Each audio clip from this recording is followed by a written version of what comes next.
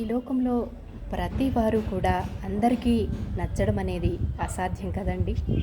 అదే నువ్వు నచ్చిన వాళ్ళైతే, నిన్ను అర్థం చేసుకున్న వాళ్ళవి అయితే, నువ్వు అందరినీ సంతోషంగా ఉంచుతావని, అందరితో సంతోషంగా ఉంటావని, నువ్వు అందరినీ అర్థం చేసుకుని ప్రేమగా నడుచుకుంటావని అంటారు.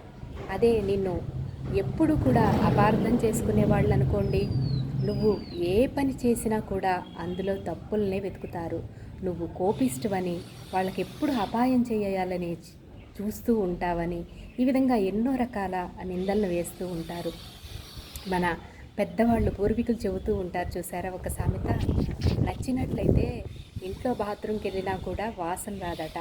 అదే నచ్చని వాళ్ళు బయటకు ఎక్కడికో ఊరు బయటకు వెళ్ళి బాత్రూమ్కి వెళ్ళినా కూడా వీళ్ళకి ఇక్కడ వాసన వచ్చేస్తుందట. ఆ విధంగా ఉంటారు. అందువల్ల ఎవరు ఏమైనా సరే, ఎవరు ఎలా ఉన్నా సరే, ఏమనుకున్నా సరే, నువ్వు మాత్రం నీలాగే ఉండు, నీలాగే బ్రతుకు. అప్పుడే సంతోషంగా ఉంటావు.